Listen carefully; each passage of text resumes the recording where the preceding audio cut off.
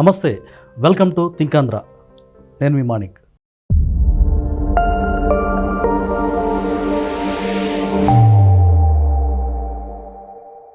ఈరోజు మనతో ఉన్నారు బిగ్ బాస్ ఫేమ్ శేఖర్ భాషా గారు. ఆయన ఇటీవల కాలంలో బాగా వార్తలు నిలుస్తూ ఉన్నారు. గతంలో మనం చూసాం రాజ్ తరుణ్, లావణ్య, మస్తాన్ సాయి ఈ కేసులో ఆయన బలంగా ఆయన వాణి వినిపించారు. అంటే ఎక్కువగా నా అబ్జర్వేషన్ ప్రకారం ఆయన ఎక్కువ మగవాళ్ళకి ఒక రకంగా సపోర్ట్గా నిలుస్తున్నారని చెప్పొచ్చు. ఆయన మనతో ఉన్నారు. ఆయనకి బెదిరింపు కాల్స్ కూడా వచ్చాయి. దాని గురించి మాట్లాడే ప్రయత్నం చేద్దాం. భాషా గారు నమస్తే. నమస్తే అండి. సార్ చెప్పండి, ఎందుకని మీ మీద ఈ విధమైనటువంటి కాంట్రవర్సీ క్రియేట్ అవుతూ ఉంది? మీరు ముఖ్యంగా లావణ్య, రాజ్ తరుణ్, మస్తాన్ సాయి విషయంలో మీరు మీడియాలో ఎక్కువ మాట్లాడారు. అయితే రీసెంట్గా మీకు ప్రాణహాని కూడా ఉన్నట్టుగా తెలుస్తూ ఉంది, మిమ్మల్ని బెదిరిస్తున్నట్టుగా కాల్స్ వస్తాయండి. అసలేంటి సార్ బ్రీఫ్గా? కాల్స్ కాదు, స్కెచ్ కూడా. కాల్స్ అంటే కాల్స్ ఎప్పటి నుంచో ఉండే, చాలా ఇండైరెక్ట్గా. మీ ఫ్యామిలీ బాగుండాలి, నువ్వు బాగుండాలి, ఎక్కడెక్కడో తిరుగుతుంటావు, ఎందుకు రిస్క్, నీకు ఎందుకు ఇలాంటివి చేస్తావు అంటే చాలా ఫ్రెండ్లీగా మాట్లాడుతున్నారు. ఇప్పుడు ఆ కాల్ తీసుకెళ్ళి ఇచ్చినా కూడా దీంట్లో ఏముందంటారు, కానీ ఇండైరెక్ట్గా వాళ్ళు చెప్తుంటారు అనమాట. ఏదో నేను శ్రేయోభిలాషణ అండి మీకు, ఎందుకంటే పిల్లలు ఉన్నారు, ఇలాంటి మాటలు అనమాట. సరే ఇది పక్కన పెడితే ఇప్పుడు జరిగింది స్కెచ్. ఎలా అంటే ఈ లక్ష్మీ పడాలనే అమ్మాయి చింటూ అనే అతనితో మాట్లాడుతారు. చింటూ అనే అతను లావణ్య ఫ్రెండ్. చింటూ లావణ్య కలిసి మస్తాన్ సాయి దగ్గర 50 లక్షలు తీసుకుందాం అని చెప్పి మాట్లాడినాడు. రికార్డ్ మీరు ఆల్రెడీ వినే ఉంటారు. కాల్ రికార్డ్స్ ఆల్రెడీ ఉన్నాయి. సో మస్తాన్ సాయికి వీళ్ళకి ఏదో జరిగింది.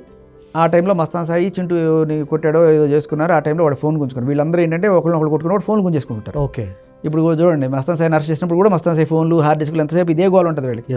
సో అలా చింటూ ఫోన్ గుంజుకున్నాడు. ఆ చింటూ ఫోన్లో ఉన్న డేటా ఏదో తీసుకున్నప్పుడు వీళ్ళిద్దరు మాట్లాడుకున్న కాల్ రికార్డ్స్, ఏది లావణ్య చింటూ మాట్లాడుకున్నవి, అలాగే ఈ పడా లక్ష్మి కూడా అక్కడే లావణ్యతో పాటు ఉండడం వల్ల వాళ్ళతో మాట్లాడిన కాల్స్ ఇవన్నీ కూడా వచ్చినాయి. సో అన్నీ వినలేదు వీడు మస్తాన్ సాయి.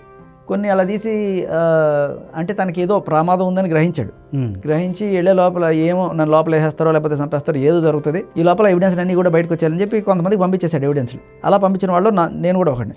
నేను పెద్ద పట్టించుకోలేదు, ఏవో పంపిస్తుంటాడు. నేను ఏదో ఫ్యామిలీతో ట్రిప్లో ఉన్నా. అలా ఉన్నప్పుడు కొన్ని చూస్తుంటే పడాల చింటూ కాన్వర్జేషన్ అని ఏదో పంపించాడు. సరే ఏముందని చూస్తే దాంట్లో వీడిని స్కెచ్ చేసి ఎలా చంపాలని అమ్మాయి చెప్తా ఉంటుంది. అంటే ఎందుకు సార్ మీ మీద వాళ్ళకి ఎందుకు అంత కక్ష? అసలు వాళ్ళకి మీకు వైరుధ్యం ఎక్కడొచ్చింది?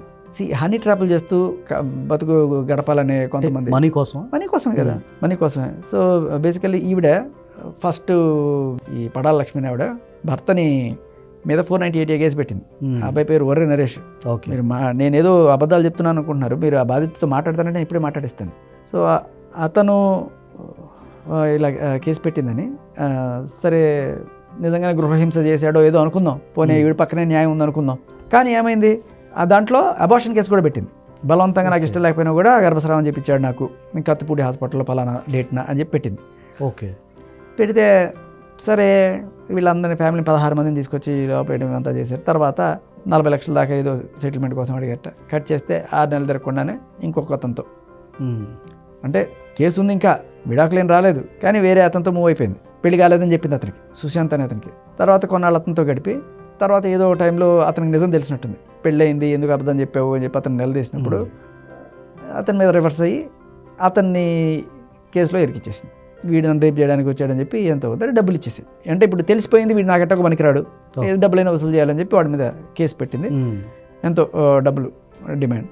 కాకపోతే అక్కడ 2వ కంప్లైంట్ ఇచ్చేటప్పుడు ఏం రాసింది, నేను ఇంటి పేరు మార్చేసుకుంది. ఈ అబ్బాయి ఇంటి పేరు కొత్తకోట సుశాంత్ కదా, ఈ అమ్మాయి ఇంటి పేరు కొత్తకోట లక్ష్మి, పడాల లక్ష్మి కాస్త కొత్తకోట లక్ష్మి అని పెట్టుకుని కంప్లైంట్ ఇచ్చి అతని మీద పెళ్లి చేసుకుంటాడు, మోసం చేశాడు, రేప్ చేశాడు అనేది అన్ని చేస్తే దాంట్లో ఏంటంటే పోలీసులు అడిగారు, ఏంటమ్మా నీకు ఆల్రెడీ పెళ్ళైందని చెప్తున్నాడు కదా, మరి ఇతను ఎవరు అంటే, లేదండి పెళ్ళైన మాట వాస్తవమే, కానీ అతను నపుంసకుడు, అందుకని నేను ఇతను చేసుకున్నాను. మరి నపుంసకుడు అయితే గర్భస్రావం ఎట్టా చేయించాడమ్మా, అంతే కదా మరి. బేసికలీ అక్కడ దొరికిపోయింది. సో అక్కడి నుంచి ఇలా దొంగ కేసులు పెట్టుకుంటూ డబ్బులు పొందడం. ఇప్పుడు ఈ అబ్బాయి కేసులో ఇంకొక అబ్బాయి వచ్చాడు. అంటే ఏంటంటే నన్ను రక్షించండి, నేను ఆడుకూతుని, నాకు అన్యాయం అయిపోయిందని చెప్పి వెళ్తూ ఉంటుంది అందరి దగ్గరికి. వెళ్ళి ఆ అమ్మాయి రాగానే ఏముంటుంది, అయ్యో పాపం చూడడానికి అసలు అమాయకంగా కనబడుతుంది అని చెప్పేసి ఒక బీసీ సంఘ నాయకుడు, నీకు నేనున్నాను చెల్లెమ్మా, నేను చూసుకుంటానని చెప్పి అలాగే చేశారు. ఈ వాటికి కూడా ఇప్పుడు మనం ఇంటర్వ్యూలు ఇస్తుంటే ఆవిడ చూసి ఏదో చేసేయాలని చెప్పి వాళ్ళ దగ్గరికి వెళ్ళి చూడండి నన్ను ఇది చేస్తాను అది చేస్తాను అని చెప్పి వాళ్ళతో ఏదో ఒకటి చేస్తూ ఉంటుంది. పాప వాళ్ళు కూడా ఇలాగే. ఈ బీసీ సంఘ నాయకుడు నీకు నేను హెల్ప్ చేస్తాను ఎట్ట అయినా సరే అని చెప్పి ఆవిడకి కొంత డబ్బులు ఇవ్వడంతో పాటు అప్పు అడిగింది, నాకు ఈ కేసులు గీసులు చేయడానికి ఒక లాయర్ కావాలి వాటి పెట్టడానికి అని చెప్పి వీళ్ళ దగ్గర నుంచి బాగా గట్టిగా లాగుతాను అని చెప్పి 5 లక్షలు ఎంతో తీసుకున్నాడు. మరి ఈ అబ్బాయి ఏం చేశాడు, ఎస్పీని కల్పించాడు ఈ అమ్మాయికి. తిరుపతి ఇప్పుడు ఆ అమ్మాయి ఏ ఆరోపిస్తుందో ఆ ఎస్పీని కూడా కల్పించాడు వీళ్ళ కేసులకు సంబంధించి ఏదైనా తేల్చమని చెప్పి. ఓకే. ఆ తర్వాత సరే ఎస్పీతో ఎలా చెడిందనే తర్వాత ఈ లోపలే ఈ కొన్నాళ్ళకి ఈ అబ్బాయి డబ్బులు అడిగితే ఇస్తాను రమ్మని చెప్పి బాపట్లలో పిలిచి, బాపట్లలో ఒక పర్టికులర్ ఏరియాలో కొంచెం చీకటిగా ఉండే ప్లేస్లో ఇక్కడ కారాపమని చెప్పి ఈవిడ బట్టలు దించుకొని పరిగెత్తి ముళ్ళకంపల్లోకి పరిగెత్తేసి పోలీసులకు ఫోన్ చేసి ముందే పథకం ప్రకారం వాళ్ళు వచ్చేది చేసి రేప్ చేశాడని చెప్పి కేసు పెట్టి. ఓకే, మీరు ఇట్లా అంటున్నారు, ఆవిడ మీ మీద కూడా ఎస్పీ విషయంలో హెల్ప్ చేస్తానని చెప్పి మీరు కూడా ఆవిడ్ని అసలు సెక్సువల్గా వాడుకున్నారని బహిరంగ స్టేట్మెంట్ ఇచ్చింది. అలాగే వీడియోస్ కూడా ప్రూఫ్స్ కోసం రిలీజ్ చేశారు. దీనికి మీరేం సంబంధం? అదే అంటున్నా, ఇప్పుడు వీడియోస్ లొంగిపోయారా అంటే వీడియోస్ కూడా ఉన్నాయి, తను మీరు క్లోజ్గా ఉన్న విషయాలు క్లోజప్ ఏముంది. ఇదిగో ఆవిడ ఇంత లగేజ్ చేసుకొని వచ్చింది ఒకరోజు. ఓకే. ఆ లగేజ్ చేసుకొచ్చినప్పుడు మొత్తం కారు నిండా లగేజ్ పెట్టి ఈ ఫస్ట్ ఇటు పక్కన కూర్చుంది. హ్యాండ్ గేర్కి ఇబ్బంది అవుతుందంటే ఇటు పక్కకు వచ్చింది. ఇటు పక్కకు వచ్చింది కూడా మీరు గమనించండి, ఒళ్ళో ఏం కూర్చోాలి ఆవిడ ఈ పక్కన ఎక్కడ కూర్చుంది. అస్సలు కాదు, మీరు గమనించండి, అస్సలు కాదు, అస్సలు కానే కాదు, మీరు గమనించండి. నేను ఎప్పుడు చేయాలి అంటే హనీ ట్రాప్కి మీరు కూడా ఏమన్నా లొంగిపోయారా? లేదు, లొంగలేదు. అది కేవలం ఆవిడే లగేజ్లన్నీ తీసుకొచ్చినప్పుడు దాంట్లో బొద్దింకలని విపరీతంగా ఆ లగేజ్లో వచ్చి ఆవిడ కొంచెం కంఫర్టబుల్ ఇటు వచ్చింది. ఇటు వచ్చిన తర్వాత ఆవిడ వెనకాల సపోర్ట్ కోసం ఇటు చేసుకుని ఆవిడ కూర్చుంది తప్ప నేను ఆవిడ మీద చేసింది లేదు. క్లోజ్కున్నట్టు వీడియోస్ కూడా తను బయట పెట్టి మీరు అవి చూసారా? ఇదే ఇంకేమీ లేదు, మిగతా అన్ని సెల్ఫీలే. 100 మీరు కూడా పలు ప్రాంతాల్లో తిప్పారంట, వేరే స్టేట్స్, అలాగే ఏ ప్రాంతంలో ఏపీలో కూడా చాలా ప్రాంతాలు మీరు తిరిగినట్టుగా తను చెప్తుంది. ఏ ప్రాంతంలో తిరగలేదు. ఆవిడని వాళ్ళ ఈ సైకో బిహేవియర్, నువ్వు లేకపోతే నేను చచ్చిపోతా, నేను కోసుకుంటా, ఇలాంటివన్నీ చెప్తే డైరెక్ట్గా తీసుకెళ్ళి వాళ్ళ ఇంట్లోనే అప్పగించే ప్రయత్నం చేశారు. వాళ్ళ ఇంటికి తీసుకెళ్ళాను, తుని పోలీస్ స్టేషన్కి తీసుకెళ్ళి అక్కడ కూర్చున్నాను. ఆవిడ పెట్టి తునిలో నేను కంప్లైంట్ కూడా పెట్టా, అయ్యా ఈ సైకో బిహేవియర్ తట్టుకోలేకపోతున్నాను, వాళ్ళ అమ్మ వాళ్ళని పిలిచి ఆవిడని అప్పగించండి అని చెప్పి పెడితే ఆ పోలీసులు వాళ్ళ అమ్మ వాళ్ళకి ఫోన్ చేస్తే వాళ్ళు ఆవిడని మేము తీసుకెళ్ళలేము, ఆవిడ ఎక్కడ పోతే అక్కడ అంటే వాళ్ళకి ఆల్రెడీ తెలుసు ఈ మహాతల్లి గురించి. వాళ్ళ నాన్న చెప్పిన రికార్డు కూడా ఉంది, ఈవిడ రకరకాలుగా కోసుకుంటుంది, నిద్రమాతలు మిగతాని వాళ్ళ నాన్న చెప్పాడు. ఓకే, అంటే తను మాత్రమే కూడా కాకుండా జానీ మాస్టర్ గారి కేసు చూసాం మనం, ప్రముఖ కొరియోగ్రాఫర్, ఆవిడ కూడా తన యొక్క శిష్యురాలు కొరియోగ్రాఫర్ శ్రేష్ఠి వర్మ, ఆవిడ కూడా మీ మీద కేసు పెట్టింది. మీరు కొన్ని పర్సనల్ కాల్ రికార్డ్స్ బయట పెట్టినట్టుగా తన మీద కూడా కాంట్రవర్సీ, తను కూడా కేసు పెట్టింది. అది that she has to prove. ఒకటి ఏంటంటే ఫేక్ కాల్ రికార్డింగ్, ఆవిడ కాల్ రికార్డింగ్. ఒకటి ఆవిడ కాల్ రికార్డింగ్ అని ఆవిడ ఒప్పుకుంటున్నారా? ఒప్పుకుంటే దాంట్లో అది ఉన్న కంటెంట్ నిజమని ఒప్పుకుంటున్నారా? బేసికల్లీ తప్పుడు కాల్ రికార్డ్స్ బయట పెట్టి నా గురించి డిఫేమ్ చేస్తున్నాడు అని పెట్టారా, లేదు నా పర్సనల్ కాల్ రికార్డ్స్ బయట పెట్టారన్నారా? సరే, ఒకవేళ పర్సనల్ కాల్ రికార్డ్సే బయట పెట్టారు అని చెప్తే అదే మాట చెప్తున్నారు తను, నేను శిక్ష పడినా పర్లేదు, అది పర్సనల్ అని ఆవిడ ఒప్పుకుంది కదా, అది ఆవిడ ధృవీకరించినట్టే కదా. అంటే దాంట్లో ఉన్నది నిజం. దాంట్లో ఏముంటది, జానీ మాస్టర్ నేను ప్రేమించుకున్నాం, పెళ్లి చేసుకుందాం అనుకుంటున్నాం, అక్కకి తెలిసిపోయింది అని చెప్పి అంటది. ఆ కన్వర్సేషన్ ఉందా? కన్వర్సేషన్ ఉంది. అండ్ అలాగే జానీ మాస్టర్ నీ వేధించాలి, జానీ మాస్టర్ మెంటల్గా అప్సెట్ అవ్వాలి, ఆయనకి కోపం రావాలి, అదే నాకు కావాలి. అంటే ఎవరున్నారు తన వెనక ఇట్లా ప్రేరేపించింది? ఎవరై ఉండొచ్చు మీ అంచనా ప్రకారం? ఈ ప్రేరేపించడం ఏం లేదు, ఈ కేసు గురించా లేకపోతే ఆ కాల్ గురించా?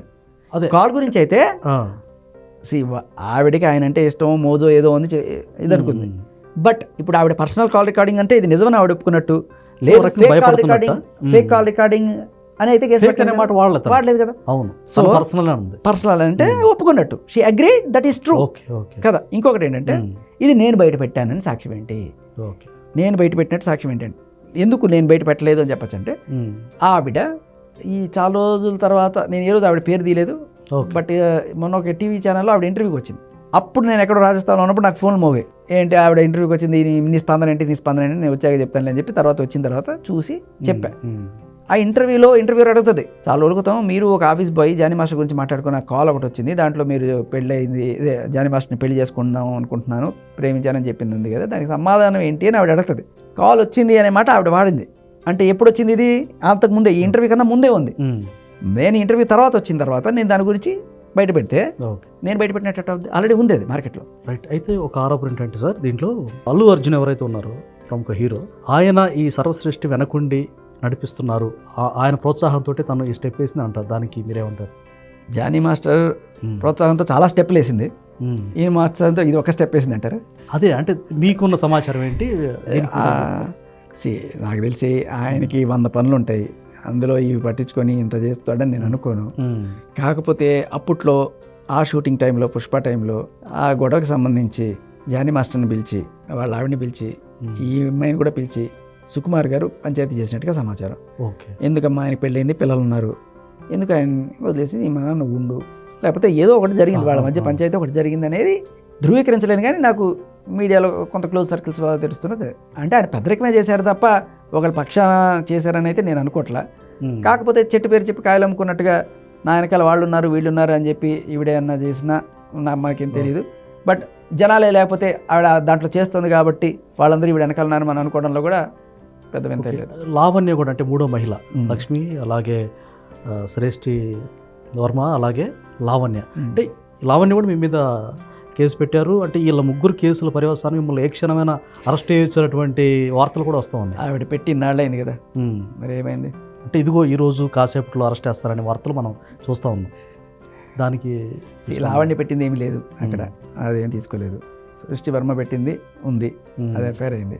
సో ఆవిడ పర్సనల్ కాల్ ఏంటంటే అది ఒప్పుకున్నట్టు, అది నిజమని చెప్పి ఆవిడ అంతే. సో తర్వాత నాకు శిక్ష పడిందా లేదా పక్కన పెడితే అట్లీస్ట్ ఒక నిజాన్ని అయితే బయటికి తీసుకురాగలిగింది. ఎందుకంటే ఒక మనిషి నిర్దోషి అని మనకి తెలిసినప్పుడు, ఆ ఫ్యాక్ట్ మనం బయటికి చెప్పకపోతే అతని జీవితం సర్వనాశనం అయిపోతుందని తెలిసినప్పుడు అది మనం బయట పెట్టాలి.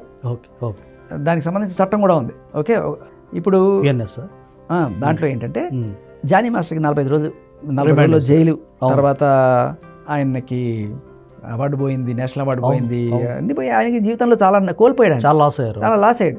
ఆయన నిర్దోషాన్ని ప్రూవ్ చేసే ఆధారం మన దగ్గర ఉన్నప్పుడు అది జనాలకు నేను చూపించాలి కదా. ఇప్పుడు నన్నేమో చంపేద్దామని వెంబడబడుతున్నారు. ఒకవేళ నాతోనే ఈ సాక్ష్యాలు అంతరించిపోయాయి అనుకోండి, ఆయన జీవితకాలం ఏమైనా చేయగలరా? ఇప్పుడు ఆయన తీర్పు వచ్చేదాకా నేను వెయిట్ చేస్తే మన దేశంలో 10 ఏళ్ళు 20 వేలు కూడా పడతాయి కేసులు. అప్పటిదాకా మరి ఈ సాక్ష్యాలు ఏమైపోతాయి? వెలుగులోకి రాకపోతే ఒక మనిషి నిర్దోషికి శిక్ష పడితే ఎవరిది తప్పు? నేను తప్పుడు వార్తలు చెప్తే, తప్పుడు మాటలు చెప్పుంటే శిక్షార్హుడిని. కానీ ఉన్నవి బయట పెడితే, నిజాలు బయట పెడితే దానికి ఏ రకంగా నేను పనిషబుల్ చెప్పండి? అంటే మగవాళ్ళ పక్షపాత, మగవాళ్ళ బాధల్లో ఉంటే మీరు స్పందిస్తారా? నేను ఇక్కడ జానీ మాస్టర్ కేసులో మాత్రం మగవాళ్ళ పక్షం అనుకోకండి. జానీ మాస్టర్ కేసులో మాత్రం స్పెషల్గా సుమలత గారి కోసమే. నిజానికి చెప్పాలంటే మీరు ఇవాళ రేపట్లో కేసులు పెట్టే మహిళల గురించి ఆలోచించండి, మన మహిళల గురించి ఆలోచించండి. అంటే 2 రకాల మహిళలు మన దేశంలో. ఒకటి సంసార పక్షంగా ఇంట్లో ఉండి పిల్లల్ని చూసుకుని కుటుంబ బాధ్యతలను ఎత్తినేసుకుని ఏదైనా సరే భర్త దైవం అనుకుని బతికే మహిళలు ఒక రకం. ఇంకొంతమంది సరే ఏదో ఉద్యోగాలు చేశారు. ఇంకొంతమంది గ్లామర్ ఫీల్డ్లో గ్లామర్ ఆరబోతా ఇవన్నీ చేసి ఏదో రకంగా కొంతమంది అర్ధనగ్నంగా డ్యాన్సులు చేసి సంపాదించుకునే వాళ్ళు, ఇలా ఎంతమంది ఉన్నారు. మీరు గమనిస్తే ఈ మధ్యకాలంలో కేసులు పెడుతున్న వాళ్ళందరూ కూడా వీళ్ళ అంటే ఈ రెండిట్లో అమాయకులు ఎవరు? ఇంటి పట్టు నుండి కుటుంబాన్ని చూసుకునే మహిళ, లేకపోతే ఇలా అర్ధనగ్నంగా డ్యాన్సులు చేసేవాళ్ళు కావచ్చు, లేకపోతే ఏదో రకంగా ఈ గ్లామర్ ప్రొఫెషన్లో ఉన్న వాళ్ళు పెడుతున్నారు కేసులు. వాళ్ళకి వర్కౌట్ అవుతుంది. వీళ్ళకి ఆల్రెడీ వాళ్ళ కాళ్ళ మీద వాళ్ళు నిలబడ్డారు, వాళ్ళు బతకగలరు. కానీ నిజానికి సపోర్ట్ ఎవరికి కావాలి? ఇటువంటి మహిళలకు కదా. అంటే ఇప్పుడు కుటుంబం నాశనం అయిపోయింది, ఆవిడ కెరీర్ త్యాగం చేస్తారబ్బా పిల్లల కోసం. పిల్లలు పుట్టినప్పుడు ఆవిడ కొరియోగ్రాఫర్ వదిలేసి వాళ్ళ కోసం త్యాగం చేసిన మహిళకి వాళ్ళ కోసం ఏవి చట్టాలు? వాళ్ళని రక్షించడానికి మనం చేసుకోవాల్సిన చట్టాలు అది ఇంపార్టెంట్ తప్ప ఇక్కడ మనకి కేసులు పెట్టే వాళ్ళందరూ ఎట్లాంటి వాళ్ళు? డ్రగ్ పెడ్లర్ వెళ్ళి కేసు పెడుతుందండి. ఒక డ్రగ్ పెడ్లరు చెంచల్గూడ జైల్లో 45 రోజులు శిక్ష అనుభవించిన ఆవిడ వెళ్ళి కేసు పెడుతుంది. అంటే మీ వల్లనే ఆ డ్రగ్ కేసులు ఇరుక్కున్నాను బాబోయ్. అసలు ఆ టైంలో నేను కనీసం ఆవిడ ఎవరో తెలియదు, ఆవిడ ఇరుక్కున్నది. లేదు ఇప్పుడు కొత్తగా మస్తాన్ సాయి మీద పెట్టినప్పుడు ఆ కేసు నుంచి తప్పించుకోవడానికి ఇవన్నీ పులిహార కలపడాలన్నమాట. కెరీర్ అన్న విషయానికి వస్తే ఇందాక మీరు కెరీర్ అన్నారు కదా, మీరు రేడియో జేకేగా ఎక్సలెంట్ సక్సెస్ఫుల్ రేడియో జాకీ అని చెప్పొచ్చు. మీరు ప్రతి సంవత్సరం కూడా అవార్డులు తీసుకుంటున్నారు నేపథ్యం. అంత మంచి కెరీర్ను మీరు ఒకే రకంగా ఇట్లా కొంతమంది కోసం లేకపోతే ఏదో న్యాయం జరిగించాలి, బాధితుల పక్షాన ఉండాలని చెప్పేసి ఏమన్నా లాస్ అంటే అనిపించిందా? కెరీర్ ఏమన్నా డిస్ట్రాయ్ అయిపోతుంది అన్న బాధ ఏమన్నా అనిపించింది? లేదు. ఇప్పుడు 18 ఏళ్ళు 18 అవార్డులు, ఇండియా మొత్తం మీద highest number of IRF awards తీసుకున్నా ఏకైక. సో చాలు ఫేమ్ చాలా చూసాము, పర్లేదు, హ్యావ్ డీసెంట్ శాలరీ. ఇది కాకుండా నాకు బిగ్ బాస్ అని లేకపోతే స్టార్ స్పోర్ట్స్ కామెంటరీ అని ఎర్నింగ్ పర్లేదు, అలా అని నాకు కక్కుర్తి లేదు. మీ ఫ్రెండ్స్ ఎవరైనా నేను అనేది ఏంటంటే ఎందుకు అనవసరంగా అదే అంటున్నాను, బతికినాళ్ళు చేసిన తర్వాత నాకు ఎఫ్ఎంలో ఉన్న కూడా చెప్తుండేవాడిని అప్పుడప్పుడు కొన్ని చట్టాలు మనం మార్చుకోవాలి, ఎస్పెషల్లీ BNS 69, 493 ఇటువంటి చూస్తున్నప్పుడు భయం వేస్తుంది. కొన్ని సెక్షన్స్ ఇవి మారకపోతే అంటే పెనం మీద నుంచి పొయ్యిలో పడ్డట్టుంది కొన్ని సెక్షన్లు. బిఎన్ఎస్కి మార్చారు. భారతీయ న్యాయ సంహిత అన్నప్పుడు దాంట్లో భారతీయత ఎక్కడ అనే క్వశ్చన్ అది. ఇవి నేను రేడియోలో ఉన్నప్పుడు కూడా చెప్పేవాడిని. ఎలా అంటే సెక్షన్ 493, అదే ఇప్పుడు 69 అయిందనుకుంటా. అదేంటంటే అమ్మాయి అబ్బాయి ప్రేమించుకున్నప్పుడు పెళ్లి చేసుకుందాం అనుకొని కొన్నాళ్ళు సంసారం చేశారు. బట్ సడన్గా వన్ డే ఏదో వర్కౌట్ అవ్వక అమ్మాయి లేకపోతే అబ్బాయి నేను వెళ్ళిపోతున్నాను, నేను వేరే చేసుకుని నాకు నువ్వు వద్దుపో అన్నాడు అనుకోండి. ఈ అమ్మాయి వెళ్ళి నన్ను వీడు అన్యాయం చేశాడు, నన్ను పెళ్లి చేసుకుంటానని వాడుకొని ఇవాళ వెళ్ళిపోతున్నాడు అని చెప్పి వాడి మీద కేసు పెట్టచ్చు. 10 ఏళ్ళు జైలు శిక్షట.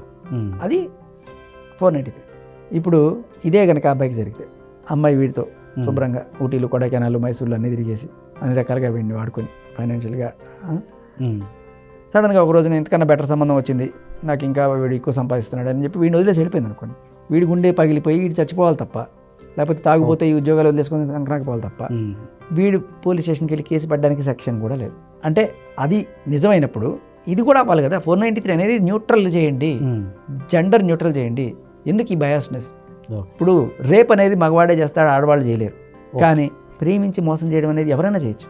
ఆ మోసం జరిగినప్పుడు మీరు శిక్ష అంటే ఇద్దరికి వేయండి, ఒకరికే ఎందుకు? ఇలాంటివి నేను చెప్పేవాడిని రేడియోలో. బట్ నన్ను ఏదో రకంగా దీంట్లో వచ్చినప్పుడు కొంచెం పెద్దవాడిని అయినప్పుడు కాస్త పెద్ద ఇమేజ్ వచ్చింది, నలుగురు వింటున్నారు అన్నప్పుడు నలుగురికి అవేర్నెస్ కల్పించడంతో పాటు మనం ఆ మార్గంలో నడిచి చూపిస్తే కాస్త ఉంటుంది. చేసాం, ఎంటర్టైన్మెంట్ చాలా చేసాం, ఒక మంచి కాజ్ కోసం ఫైట్ చేసే అవకాశం వచ్చింది, ఐ షుడ్ గో అనిపించింది అంతే. అంటే పీస్ ఆఫ్ మైండ్ మీరు ఏమైనా కోల్పోయారా ప్రజెంట్? అలా ఏం లేదండి. మంచి లీగల్గా ఎలా ముందుకెళ్ళిపోతున్నారు మరి? ఈ ముగ్గురు మహిళలు మీ మీద కేసు పెట్టారు, నెక్స్ట్ స్టెప్ ఏంటి మీరు? నాకు అదే సినిమాలో రవితేజ గుర్తొస్తాడు.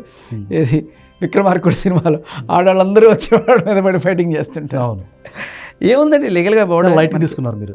లైట్ ఏం లేదు. మన తప్పుంటే మనకి పడాలి, లేదంటే మనం ఏం తప్పు మాట. ఒక మనిషి నిర్దోషం తెలిసినప్పుడు ఆ ఫ్యాక్ట్స్ బయట పెట్టే తీరాలనే నా ఉద్దేశం. లేకపోతే ఇంకెంతమంది నాశనం అయిపోతారు. నిజాలు చూపించడం తప్ప, నిజాలు చూపించద్దు, నోరు మూసుకొని ఉండరా, వాళ్ళ మానాలు వాళ్ళు పడతారంటే ఒక మనిషి అన్యాయం అయిపోయినా జానీ మాస్టర్కి పడిపోయినా పర్లేదు. పోక్సో అంటున్నారండి. ఇప్పుడు 18 ఏళ్ళ నుంచి 24 ఏళ్ళు వాళ్ళు మాత్రం జోడీలో చేయాలన్నప్పుడు ఈవిడ 18 ఏళ్ళని చెప్పి లోపలికి వచ్చి ఈ వాళ్ళు నేను చిన్నపిల్లని పోక్సో అంటే ఎట్లా? అదే కదా నేను అడిగింది, చూపించి అడిగాను. మరి ఆధారాలు చూపించి 18-24 ఉంది ఇక్కడ. డీ జోడీ ఆధారం అనేది ఏంటి? పబ్లిక్ డొమైన్లో ఉంది. అది కరెక్ట్. మీరు చేసిన డాన్స్లన్నీ పబ్లిక్ డొమైన్లో ఉన్నాయి, అవి చూపించి అడిగాను. ఉన్నమాట అంటే ఉలికి ఎక్కువ, పాయింట్ తీసి మాట్లాడాను నేను. ఎవరు మాట్లాడకపోతే నిజంగానే తప్పు చేశారు, నిజం ఎక్కడో దాక్కొని ఉంటే అబద్ధం బొంకుతుంది బయట గట్టిగా. ఇది అంటే నేను నిజం కోసం నిలబడ్డాను, ఎంత దూరం వెళ్తాను, ఏ కేసులకు భయపడే ప్రసక్తి లేదు, నిజం నా వైపు ఉన్నప్పుడు నేను భయపడాల్సిన పని లేదు అంటున్నారు శేఖర్ భాష గారు. థ్యాంక్ యూ, నమస్కారం సార్.